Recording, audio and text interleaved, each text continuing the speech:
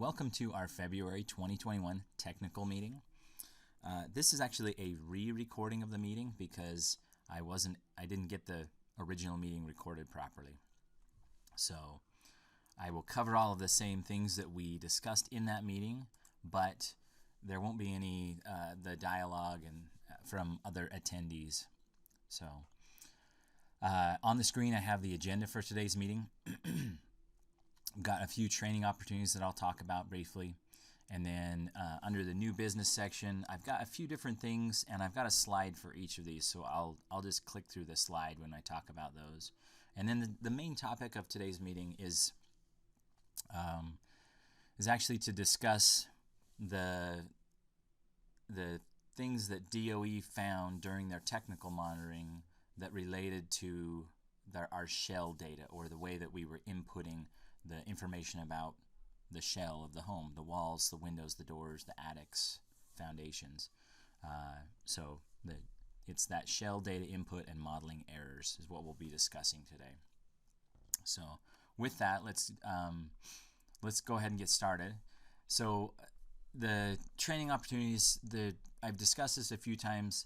The U of U is offering the lead refresher and the lead inspector classes, but they typically only offer them in February. So if you need that and you haven't already registered, you may be too late, but you'll want to scramble and check on that and make sure you can get into that class as soon as possible. And then the U of U is not, if you need your RRP, the remodeling, renovating your painter, that lead certification, if you need to renew it or get it, the U of U is not offering it right now. It sounds like they may be offering it around September, October of this year, but they'll only be offering it, once or twice this year. So if you need it before then there is another company that offers that, and I'll share that information in a minute. And then the other thing I have listed here under the training opportunities is just that the National Home Performance Conference is coming up in Austin, Texas in April. DOE is supporting that conference, so you can use DOE TNTA funds if that's something you want to go to. So all you got to do is just do an internet search for that. You'll be able to find all the information you need about what's going on there. So this is the other company that offers the lead training. So the DEQ, Division of Environmental Quality, they are the ones that are responsible for, or that they are over all of the lead certifications in the state of Utah. And they put out a list of all of the companies that offer and are certified to provide the lead training in the state of Utah. And there's only two companies on that list. One is the U of U, and this is the other one. So if the U of U is not offering the class when you need it, then you'll need to reach out to this training provider. Their company name is Number One Lead Safety of Utah.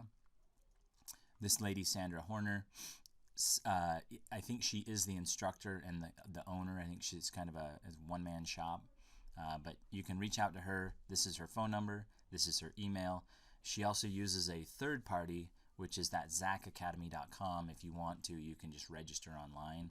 I think you end up paying a little bit more online, but if that's easier, there's the way to find her online. She offers the class on Thursdays throughout the year. Not every Thursday, but usually a couple of Thursdays each month. So she offers the class a lot. So hopefully that will help you. When I spoke to her last week, she said that the next couple classes she has coming up are February 18th or the 25th. I think one of the classes was almost full. She limits them to 6 due to COVID. The cost for the full class is $185. And if any of you are wondering if you've already got your lead certification and this RRP certification, that was an 8-hour class that you had to go spend the day in the class and take a test at the end of it. And you were told during that class that when you came back a few years later to renew, you could take a refresher, which would be a 4-hour class.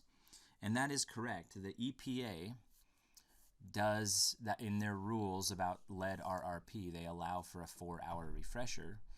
The only problem is that nobody offers one in Utah. So, and then that DEQ, the Division of Environmental Quality, they haven't endorsed any of the online lead training classes. So basically your only option is the U of U or this company, and since neither of them are offering the refresher course, you will have to take the full 8-hour course. But if you ask her about it, she may give you some sort of a discount. In my conversation, sound like she may be willing to go as low as $120 if you're just needing the refresher, but you will still have to sit the full class. So hopefully that information will help you. Reach out to her and schedule as needed. This is just a reminder, we are going to be doing some WAP awards for our program this year. Brad will be sending out an email in a month or two. I'm not sure exactly when, but at some point soon he'll be sending out an email and asking for nominations. So this is just a reminder to keep it on your mind. The 3 different awards are a Health and Safety Hero, What Were You Thinking, and then a Weatherization Innovation Award. Dalton and I were at a house a week or so ago, or not a house, an agency, and one of the guys at the agency showed us a picture of something that they found where the combustion appliance was, the venting system on it was extremely dangerous. And, both of us immediately said that is the perfect example of what you would submit for a health and safety hero. It's, you guys identify some issue on a home that was there when you got there, that some other homeowner or tradesman caused a problem, and we're able to go address it and fix it under weatherization. So what you were thinking is kind of along those same lines, where, if it's something just weird or strange that, some tradesmen before us did or thought might work, those are great ones. And I think the Innovation Award is pretty self-explanatory. So just watch for the email. Keep these in mind. If you're seeing something, take some photos so that you can participate in this. The next thing on the new business is this. I am sending out a new draft version of an ASHRAE calculator. And the reason why we're trying out a new draft calculator is because the DOE Technical Monitoring identified a number of errors that were made just in the documentation of our ASHRAE. And one of the biggest problems was that we have the ASHRAE estimate and the ASHRAE, the final calculation, are on 2 different forms, and we ended up with a lot of errors where, like, for example, the ASHRAE estimate would say that there were 3 bedrooms in the home, and the final calculation would say that there were 4 bedrooms in the home. So there were some discrepancies just between the two different documents we were putting in the file. So anyway, we're going to try this out. I have no idea. We have not committed to DOE to actually issue a new calculator or to, require our program to start using it, but we told them we would look into it, and so I put this together, and I'd like you guys to try it out and give me some feedback. So I shared this as a link, and the reason why I shared it as a link, it is a Google Doc, but it's a link to a Google Doc, and when you click on the link, let me see if it'll show you. Yeah. When you click on it, it's, instead of just opening up the document, it's going to ask you, do you want to make a copy? So I'm not sharing my copy with anybody because it's such a complex form that I don't want it to get messed up at all. But this will just say, do you want to make a copy? And if you click make a copy, then it will open up a copy for you of this form. I'm going to just show you a quick example of the form, and then we'll move on to the rest of our meeting here. But be aware that when you open up this form, I should have a little video where I go into great detail about how to use the form. So I'm going to show a quick example here, but then when you start using the form, go ahead and watch the video, and you can see step by step what should go in every field, and hopefully I'll cover a lot of the questions you might have there. So I'm just going to fill this out really quickly. So I filled out the estimate side and just want to walk you through it. The calculator looks just the same on the estimate side of things. There's a couple little tweaks, but for the most part it's got everything that you're used to on it. You fill out the client's name, your name as the auditor, and the date. There is this one new question here that says dwelling type, and if you click on the drop down, it just says, is the home detached, single family, or is it attached to other dwellings? If you select that it's attached to other dwellings, it'll give you an error or a reminder that basically you can't use this calculator for that. If you have that type of a home, you're going to have to use the red calculator or some other ASHRAE calculator. But anyway, so most of the time it's just going to be detached, single family. But just as before, you're going to document the number of bedrooms, occupants, the square footage of finished space, and that will tell you your estimated whole building ventilation.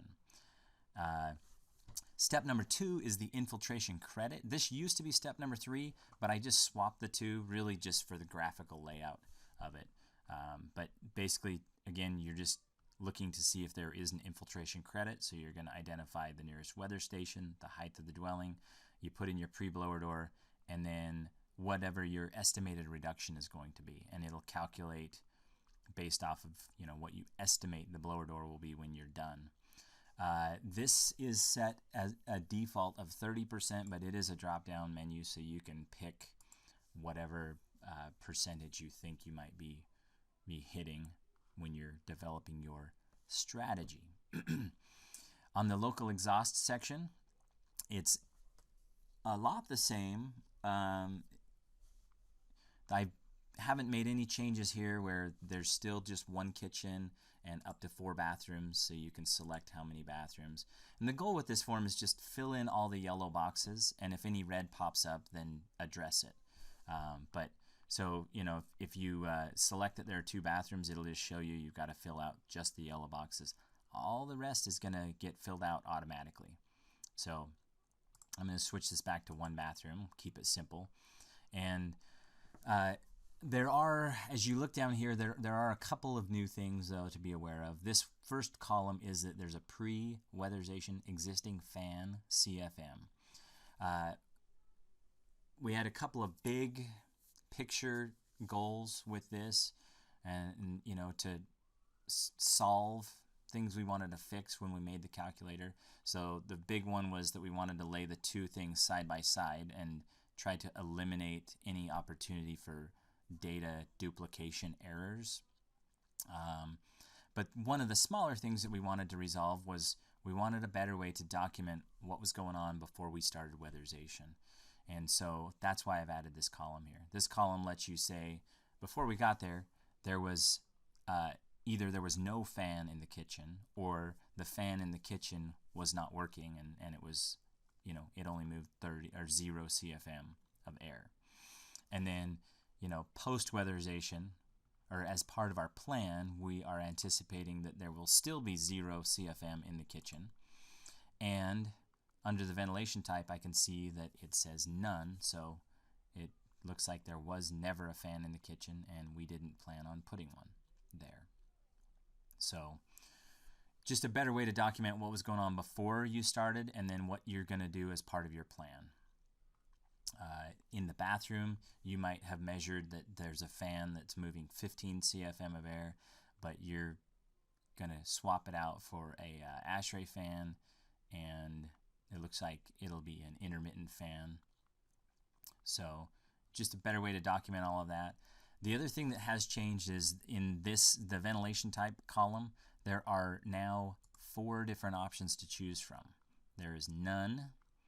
There is local exhaust, meaning that you're just going to use that fan for local exhaust. You're not going to use it as part of a continuous or intermittent ventilation strategy. So,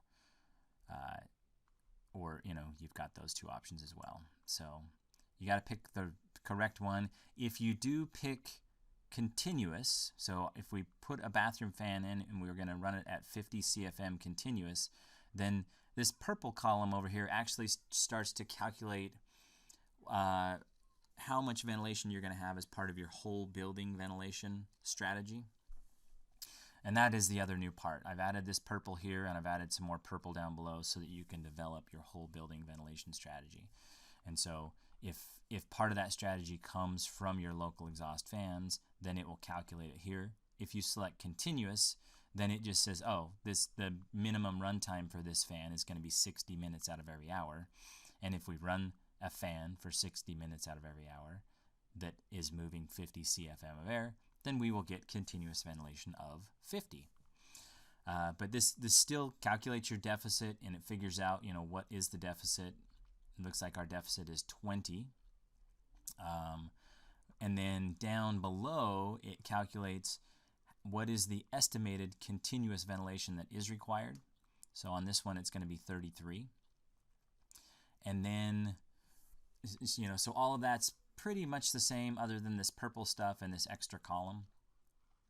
But the new stuff is that with the purple area, if you don't have enough ventilation from your local exhaust to meet this estimated ventilation that is required, then you can actually add other fans down here. So if the ventilation is not going to be a local exhaust fan, then you have a spot down here where you can add it, like if you were going to add an HRV or some makeup air, or if you were just going to put another fan somewhere else, like out in the living room or in a hallway or something, you can add that here. But basically the whole goal is it'll add everything up and tell you whether your strategy is going to work. In this case, you can see there's a couple of things that are showing up red. This is showing up red, and it just says make corrections listed below. And it's telling you to consider reducing the local exhaust deficit to avoid installing continuous ventilation. And what it's doing is it's saying, hey, wait a second, like if you could get rid of your local exhaust deficit, which we have a deficit of 80, which is requiring us to add 20 CFM of ventilation to our ventilation strategy. But if we could get rid of that, say instead of making this bath fan continuous, what if we just made it a local exhaust fan? And before it was 15, we would still need to install the local exhaust fan to meet, so we don't have a deficit there. But what if we also got rid of the kitchen deficit and we put in a fan that would move 100 CFM of air? Now you can see it's trying to help you out a little bit. If I put in 100 CFM of air, it's telling me this doesn't jive. You can't have a fan that moves 100 CFM. That's called none. But if we've made that also a local exhaust fan, now we have a deficit of 0, and it dropped our estimated ventilation down below 15, which means we may not need any mechanical ventilation. And then it will get rid of the red stuff down below. It looks like I have a little error there I need to fix, and it'll tell you that your strategy meets the ASHRAE standard. So that's the idea, is that hopefully it'll help you develop your strategy and document it a little bit better. And then quickly on the final calculation side of things, you're basically, a QCI is going to go through the same process that the auditor had to go through. They're going to go through and calculate ASHRAE, but when it comes to step number 1, instead of duplicating all this information here and having the opportunity of keying it in wrong or messing it up, what we really need to do is just have the QCI verify that that information is accurate.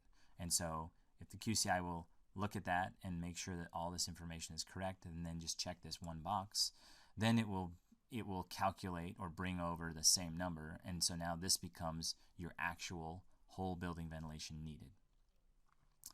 Same thing with the infiltration credit. The QCI needs to verify that this information is accurate, that the weather station, the dwelling height, and also that the auditor put in the pre-blower door and estimated things properly. And once they verified that, they check this box, and then they just put in the final blower door. And let's say our final blower door was 2184, and it will tell you what your total infiltration credit is. Down here, The QCI still needs to do the same thing. They need to verify that everything is accurate over here and check this box. But they also have to document each of these things. And the reason why is this is where we were estimating what we were going to do over here. This is where we would actually write down exactly what we had. So for the kitchen, let's say we installed that fan. We thought it would be 100 CFM. Let's say it was 112 CFM. And it's just local exhaust, so we would just keep it local exhaust, and then you put in your operable window. If you mess up and you say, well, this was an operable window, yes, but now it's not, it's going to warn you that things don't quite match up, so it'll hopefully help with that duplication error. And then if this was going to be part of your ventilation strategy, if this was going to be intermittent, then this box turns yellow, and you have to enter the actual runtime of the fan. Let's say we were going to run this fan every 30 minutes out of every hour, then this would tell you how much ventilation you were going to get from that fan. But since our strategy here was not to do that, it was just to make it a local exhaust fan, we'll switch that back to local exhaust, and this will, once you've filled out all of the information here, it'll tell you if you've met ASHRAE. Please note that when you're filling this out, if you're not getting these totals, it means you haven't filled out all the yellow boxes. So make sure you're watching for that and fill everything out. Let's just go ahead and fill this out. Let's say we ended up with 54, and it's local exhaust, and there was no window. So now it enters everything in. The actual continual ventilation is a 0, but because of our infiltration, it says we actually need 22 CFM of air, so we might now have to go in and turn one of these fans on. Let's make it this one on for intermittent, and let's go ahead and run it for 30 minutes out of every hour, and now it works. I'm still getting red here because I forgot to fill these boxes out, but hopefully you get the idea that the form it's got some logic in it. The goal is to help to make sure that the form gets filled out correctly and help us to really develop and document our ASHRAE strategies. The ask is that you'll try it out. Try it out and give me some feedback. And in fact, I put a link right here. If you'll click on this link, it will open up a Google form, and you can submit that to me and give me some feedback. You can send some screenshots. If you're having an issue with a specific calculator, I named this one the Smith ASHRAE Test 5. If you're having an issue with a specific client, then if you'd share that with me, then I may be able to help walk you through it. But I think you will find a few errors and little bugs and stuff still in this, and so please report those. Let me know what's going on there so that I can work them out. And then the other thing is, every time you go to open up a new ASHRAE calculator, make sure that you're just using the link that I send you so that you can get the latest and greatest version of the calculator. So sorry that was a little more information, or a little longer than you probably wanted, but give it a try. Give it a try as a auditor, and give it a try as a QCI. One of my concerns with this is that we've gone to great lengths to integrate our standard file format, and this kind of goes against that. Before we had document A06, which was the estimate, and then we would have document C06, which was the final calculation. And so I'm curious to know from the network where will be the most appropriate place to put this one document. We don't want to duplicate it. I don't want the auditors putting a copy of the file in the audit section and then putting another copy in the closeout section of a file. We need to find one spot in the file where it works. I'm also curious to know just how well does it work for the auditor to fill this out and then have the QCI get a hold of it. I'm assuming since it's Google, most of your agencies will be able to just share that via Google, and the QCI can fill that out. But let me know what kind of issues you're running into there. We are not, at least not now at this point, we don't have any plans to try and build this out in another format, like as an Excel spreadsheet or anything, just because of the complexity of building it and maintaining it. But give me some feedback on that as well. If you have some strong opinions or any ideas on how to improve things, I would really appreciate them. Last thing on the new business, and then we'll get into the meat of the meeting, is this. If you've been wanting an update on what's happening with the online audit tool, here's all I know. So DOE put out this memorandum earlier in January, and all it says is that it's a memo about the Weatherization Assistant Suite of Tools update, and it says that Oak Ridge National Laboratory is nearing completion of the task to migrate the NEAT MIA to the web-based application. So they're getting close. It's not done yet. That's their memo. And they also documented here that when it does go live, when it is available online, then they had something in writing that said that every grantee that was using the old version that's not online, the one we use on all of our computers, that we were supposed to make the transition to the new one within a 60-day time period. But they've extended that, or at least they think it's an extension at this point. And they're saying that we will have to be using the online version by July 1st of 2022. So about 17 months from now, we will need to have fully gone over to the new online version. And then this other little note of hope here is that it says grantees may begin to transition as early as June 1st of 2021.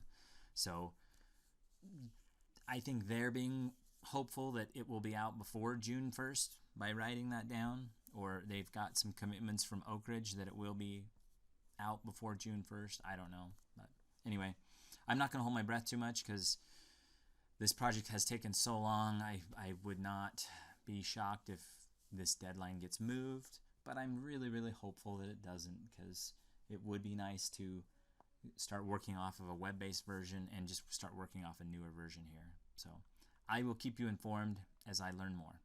Once it does come out, we will put together a training plan.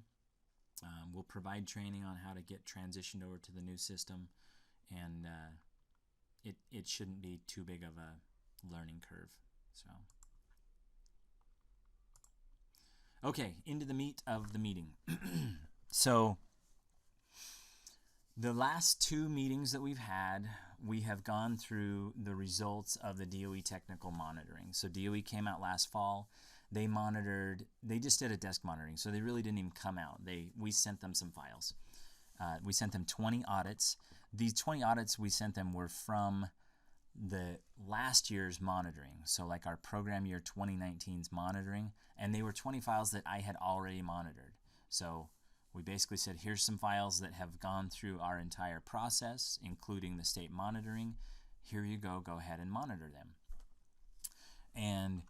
And then based off of the things that they noted in their monitoring, we got to respond, and we put together a corrective action plan, and it included providing training on these 4 items that have these little lines on them.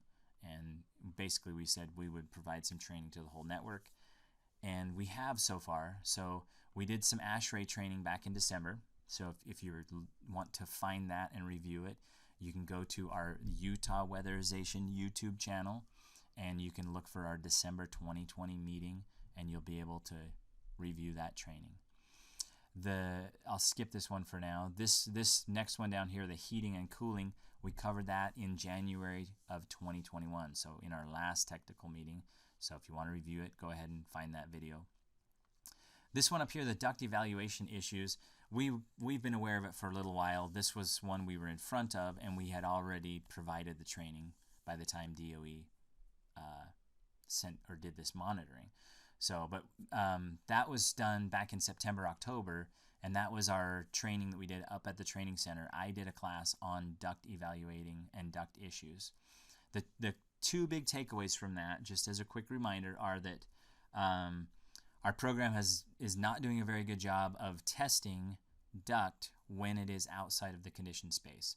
So As a reminder, auditors and QCIs, you are required on every home where there is duct outside of the conditioned space to test it to see if it's leaky. And if it is leaky, you are required to evaluate to fix the problem. You're not required to fix the problem, you're required to evaluate to see if you can fix the problem, and if you can, then you need to do that. So that's the one big takeaway, is we need to test, and we need to actually fix the problems when they are there. The other big takeaway was that because we're not doing very good at that, I made it required during that training that every auditor adds 3 questions to their field collection forms, because you are required to document these 3 pieces of information on every house. And the 3 questions were, does this house have any ductwork? Yes or no.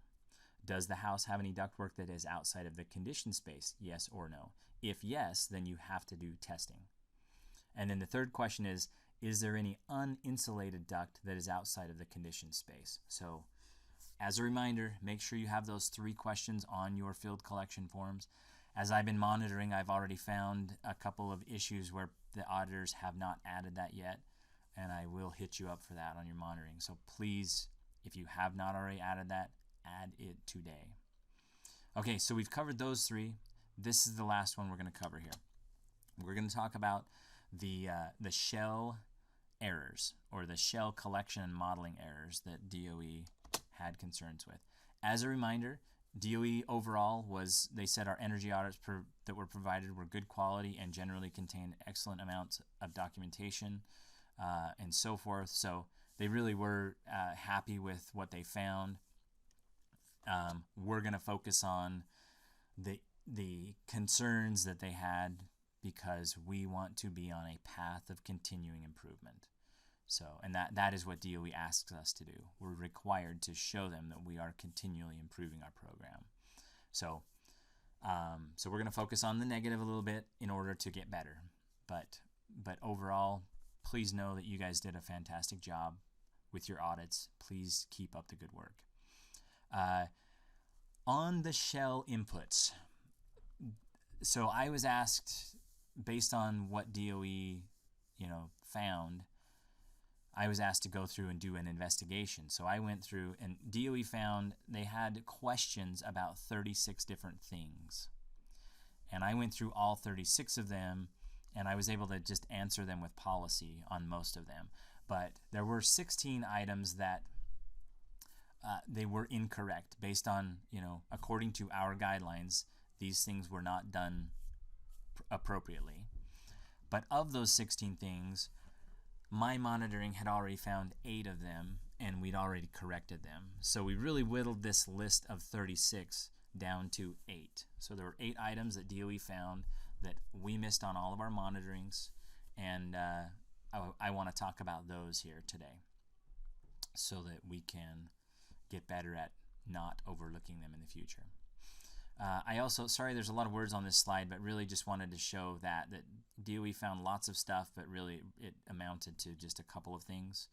And then also on that idea of being on a path of continual improvement, this is the way we are measuring that is through our monitoring. So I put this little table together. I don't think we actually sent it to DOE, but it was to show that we have been monitoring our shell inputs, and we have been improving over time. These are the 4 main things where I measure the shell inputs. I ask the question, are the walls accurately and completely represented? Are windows and doors accurately and completely represented? Attics and foundations? And then, did the auditor evaluate to complete the thermal boundary? And nice thing was I was able to show our accuracy rate in general has gone up. There's a couple of areas where we ticked back down, and even here it looks like from PY18 our average shell and thermal average has kind of flattened, but my hope is that as we provide these trainings and talk more about it, that our average will start to tick back up a little bit. But there are so many variables on every single home. There's so many opportunities for little errors. We're never going to be perfect. All we ask is that you are trying to make improvements, that we're moving forward and getting a little better every day. So with that, I'm going to jump into the different examples. Now, I'm going to move through this quickly. If you're watching this, I would encourage you just to pause it at each slide and take a minute to think about what is the issue, what's going on here. But I'm going to kind of click through it quickly since there's nobody here to talk back to me. But what I was doing is I was saying, okay, here's on the screen is the information that is in the file. Can you tell me what you think, what issue DOE might have had with this information? And so this is where you'd hit pause and you can take a look at it for a minute, but I'm going to go ahead now and show you. This is what DOE had to say about this one. It says the auditor limited the belly insulation to only 6 inches in the center, though the belly appears to be rounded and potentially could hold more insulation. So if you take a look at how the auditor evaluated this, this is obviously a mobile home belly, and so this is in the MIA audit. They put the floor joist size in at 2x6, and then they put the maximum depth of the belly in at 6 inches. If that was the case, then you wouldn't see this bow in the belly. You would see the belly actually stretched out flat across the bottom of the 2x6s. So watch for that. The auditor really could have been more accurate here. This number, the maximum depth of the belly, really should have been probably 12 or 14 inches. And the idea here is that if you evaluate that, there may have been an opportunity to add some more insulation there. If this really did come from the factory with just 6 inches of batt insulation in it, and you could blow in some more, then you really could make some energy improvements to this mobile home, and we've been kind of passing some of those opportunities up. Now there's always going to be, tears and rips in the belly, questions about whether or not it's accessible, questions about whether or not you're going to blow out the belly. But until we start doing that in our program, all of that is just hearsay. We think we might damage the belly, but we need to actually go out and blow a couple of bellies full of insulation and learn from that process. So anyway, so that's the first one. Here's the second one. So this is just a wall input. Go ahead and hit pause if you want to. This is what DOE had to say about it. DOE says the walls are input as a 2x3 with 3 inches of insulation in them. This is not possible in a 2.5 inch cavity. So the walls were entered here as a 2x3, and this is also a MIA audit. And the way that the MIA audit figures out the R value is it says, okay, what's the wall cavity? What is the depth of the wall cavity? Which this really would be 2.5 inches, because a 2x3 would only be 2.5 inches deep. And so, and then they're actually, I misspoke. They're not looking at that. The audit takes this number right here. It says, okay, there's a 3-inch batt. What's the R value of a 3-inch batt? And that's the R value it uses for the whole house. But what DOE is pointing out is that this really should have been a 2.5, and that would have decreased the R value on all of the walls on this mobile home. So it looks like a very small error, but in reality, it will make a big difference on the heat load calculation for this home. So the other thing to point out here is it looks like a small error. DOE expects us to not make these small errors. This should have been 2.5. Okay, here's the next one. This one's a little bit harder. Go ahead and hit pause here and take a, well, not here, I guess. Let me talk for a minute. But take a look at this. The information I put here is the site sketch and then the information that the auditor entered about each of the walls. So DOE found something wrong with this information. What do you think it would have been? So go ahead and hit pause.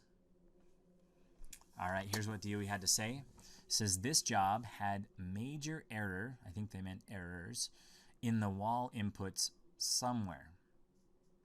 They said no east walls are input and the south walls are roughly half what actually exists. The total wall area is only off by 15%, but the east and south walls are completely missing the majority of the area based on the data collect form footprint.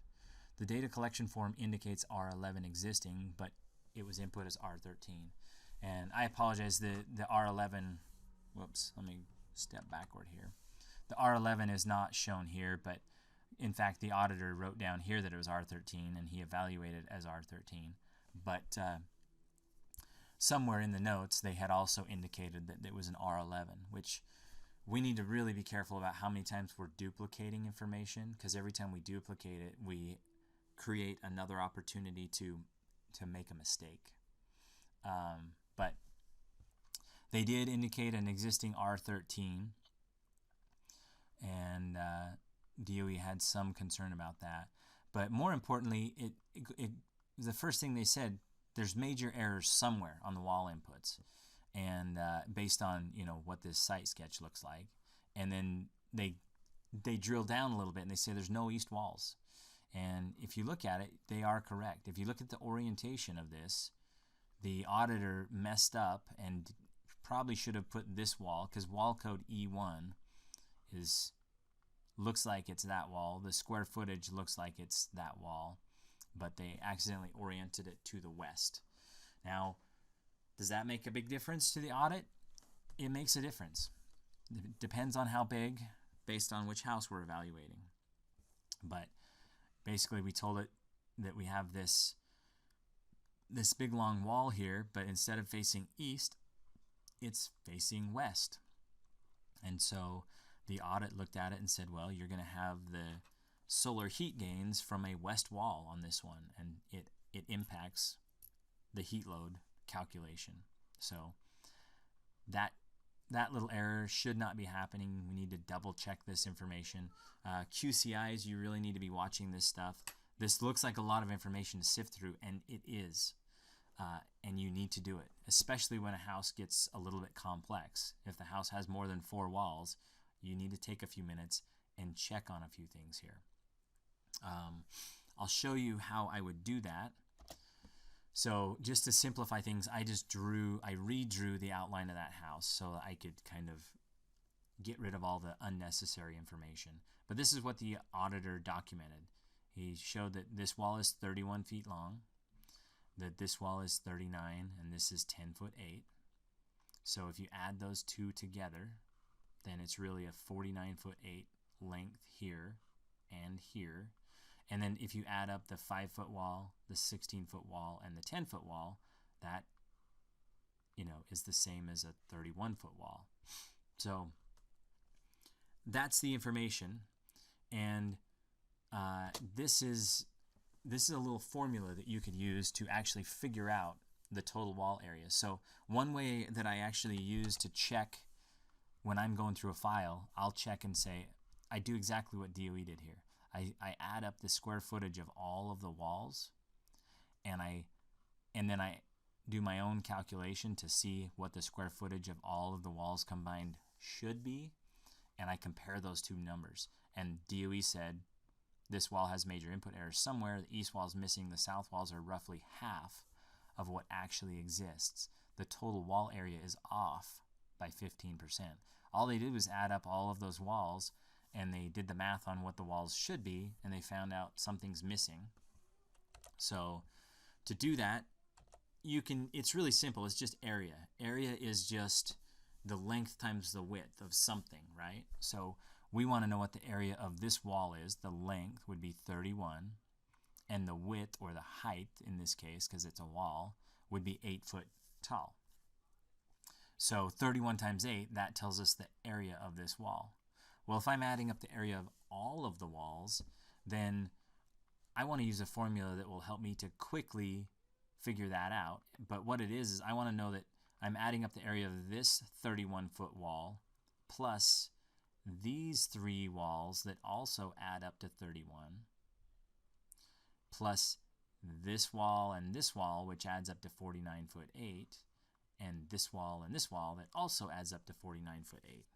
So to simplify that, if you'll just take the length of each side of your house, so the length plus the width, so it's 31 plus 49 foot 8, and then multiply it by 2 because there's 4 sides, so that way you're going 49 foot 8 plus 49 foot 8 plus 31 plus 31, and then multiply that by the height. That will tell you what the total area of all of your walls are. And in this case, it's 1291 square feet. If you add up all of these walls, you can see it only comes up to 1,098, which, if you do the math, is 85% of 1291. So we are missing 15% of the area. So the auditor literally put this whole house in with missing 15% of the area on the walls, which means that the total surface area that they put into the audit is smaller. So the audit, when it calculates the heat load for this house, could undersize the furnace on this house, and that would be a problem. So be really careful. You need to double check that stuff, especially when a house gets complex.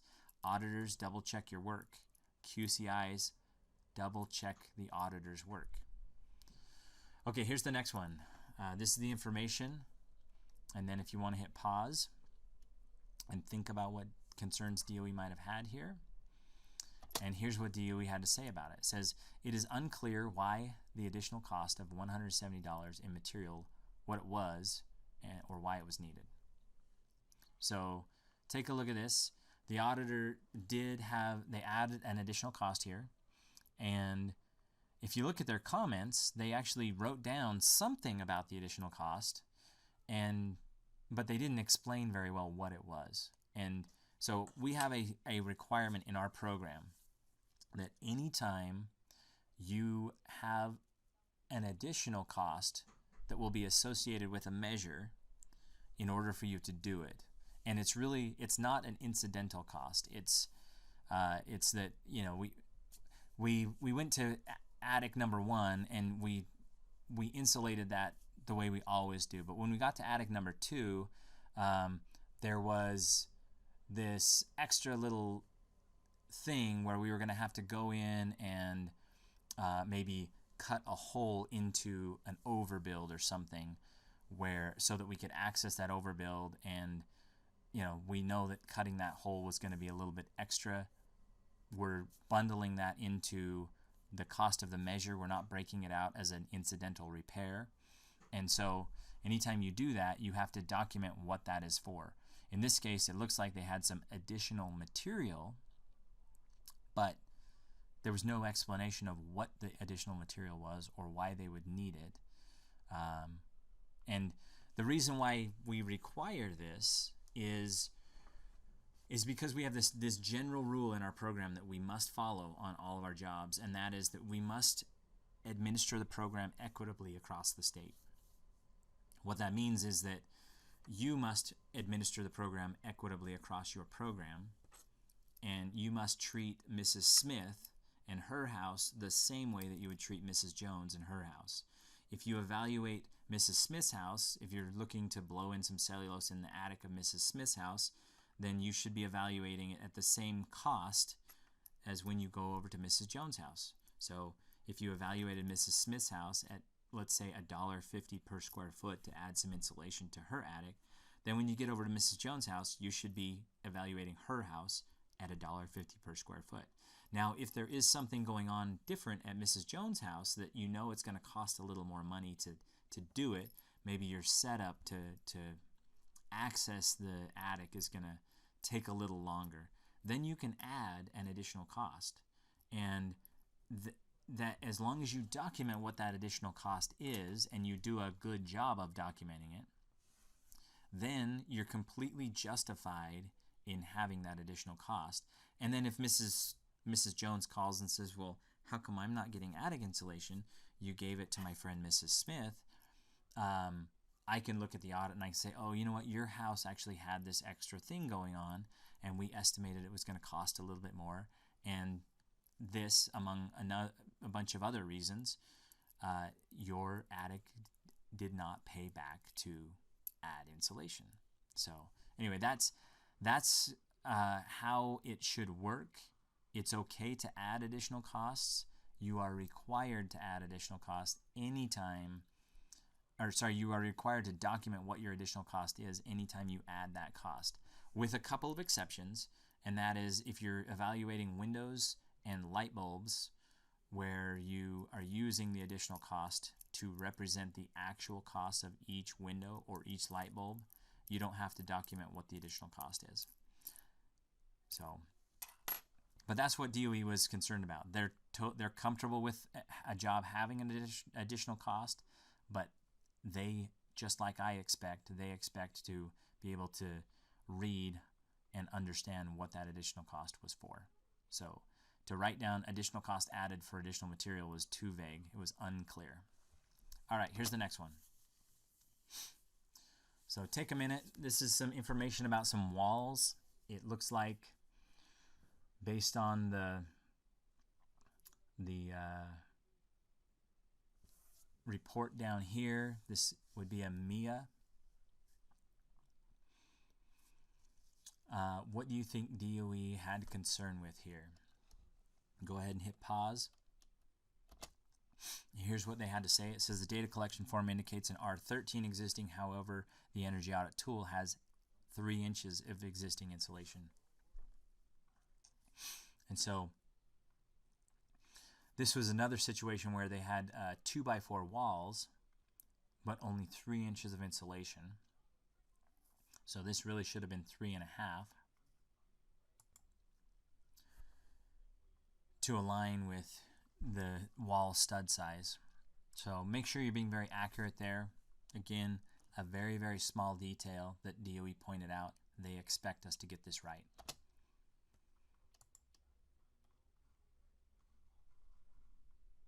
Let's see.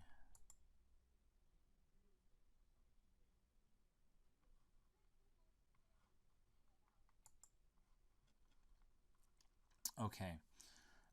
Next one here. Here's the information that was in the file. Take a minute and see if you can figure out what concerns or issues DOE might have had with this. This one just threw me off. I did not catch this one on the job. I wish I had. I walked through the house and I still did not catch this one. So the importance of having a couple of people looking at each of these files, it becomes key. This is what DOE had to say. Let's see. So go ahead and hit pause if you're still thinking, but here's what DOE said. It says the comment that the ceiling is vaulted, however, the cathedral ceiling percentage is listed as 0.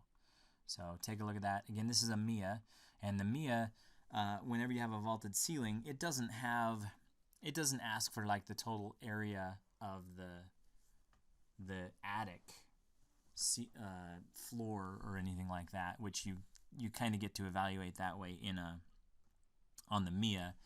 On this one, it's taking, all it has is the size of the trailer. You know, it knows what the length and the width of the trailer is, and if a ceiling is vaulted, the audit is set up to evaluate the vaulted ceiling a little bit different than a flat ceiling, because there's going to be a little more surface area to a vaulted ceiling.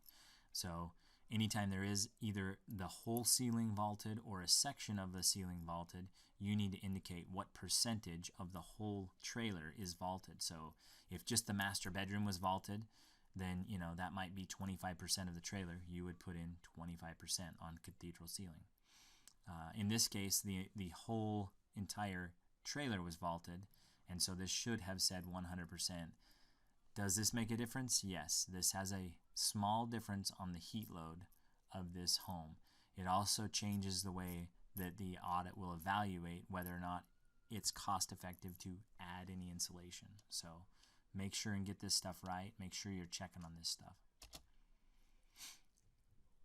Here's another one. So here's the site sketch, and then here is some information about the walls. So obviously DOE took issue with something going on with the walls. Take a minute and look and see if you can see anything. If you're an auditor or a QCI, how would you check your work on this? Think about, are there some quick and easy ways to check your work? So go ahead and hit pause if you're still thinking about it, but I'm going to go ahead and show you what DOE said. So DOE said this job has dimensions for the east and west walls that do not align. So they, on the last example like this, I added up the square footage of every single wall, and then I just compared it to the, the area of all the walls to see how accurate I was. In this case, someone at DOE said, wait a second, let's just look at all of the east walls and compare it to all of the west walls, because the surface area of all of the east walls, since this wall is 20 feet long and this wall is 12 feet long, that equals 32 feet long, right? And this wall over here is 26 and this one is 6, that also equals 32 feet. So the surface area of all of the west walls should be the same as the surface area of all the east walls. So they just compared, they just added up, okay, we have all the east walls. Now you'll notice I ignored the top one, which is titled base or basement, but it is oriented to the east, and that's fine. That is in line with our guidelines. So, but all these other ones that are above grade, the platform frame walls, I added these three, 96, 214, 42 together, added the west walls together, and I'm getting different numbers. And then, while you're doing that, go ahead and add the north walls together and all the south walls together, and you will find you will get 312 for both of them. But what's going on down here? Which one's wrong? One of them is correct and one of them is wrong. See if you can figure out which one that is. But we need to be, this is something that, this problem was buried a little bit. Somebody had to take some time and do some math. As an auditor, you need to be double checking your work. As a QCI, you need to dig into this and check on it, figure it out. Okay, next one. So here's some information about some doors. This one really surprised me. And it seems like a small thing, but really it is not. And when you start adding this issue up, it could easily throw off your heat loads. But check this out. So hit pause if you're still thinking about it, but this is what DOE had to say. It says the square footage on doors was not accurate. Example D2 is 18 foot squared, however 17 foot squared was entered. So door 2, they entered an area of 17. So how does DOE know that it was supposed to be 18? Well, they used the optional dimensions over here. The auditor put in the width and the height of the door, and that is square inches. How do you convert that to square feet? You just multiply. You take the 33 times 81, and that will give you the area of this door in square inches. And then how do you convert square inches to square feet? Well, there is 144 square inches in 1 square foot.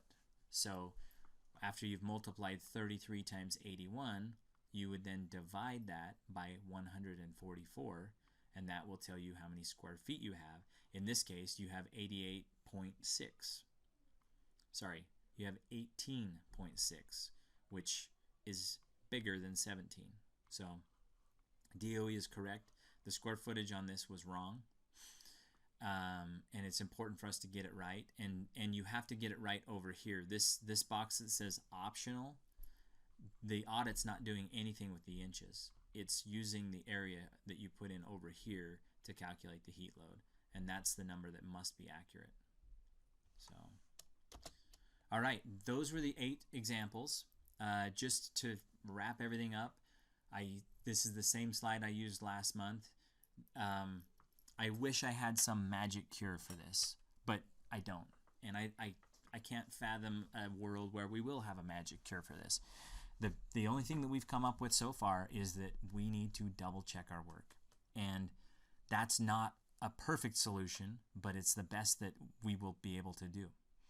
We need to double check our work. Auditors, you need to be more thorough and accurate when you are entering things, when you're documenting things. Please minimize the number of times that you're duplicating data so that you minimize the opportunities for errors. QCIs, you need to be double checking the auditor's work, and that double check really should take place before the work goes into production, because as you saw, all of the errors that DOE found would have had a direct impact on the heat load of the home, and so these are all errors that should have been caught before the job went into production, in case when you fix the error it reshuffles the deck and changes what your recommended measures are. So QCIs, you need to be looking at these before production, and you need to be identifying these issues and getting them fixed. QCIs, you need to be using a good checklist. If there's anything that surprised you in today's training or last month's training or any of the others, make sure and add that to your checklist so that you can remember to check that. And then auditors must be informed of any of the errors they're making. If you don't close QCIs, if you don't close that communication loop and let the auditors know what the issue was that you were finding, then the practice will never change. They'll never learn, and we won't improve. So that's the ask. Please continue to do all the good work you've been doing and anything else you can do to help minimize these errors. We appreciate. Thank you. That's the end of the meeting. I hope you guys have a great day.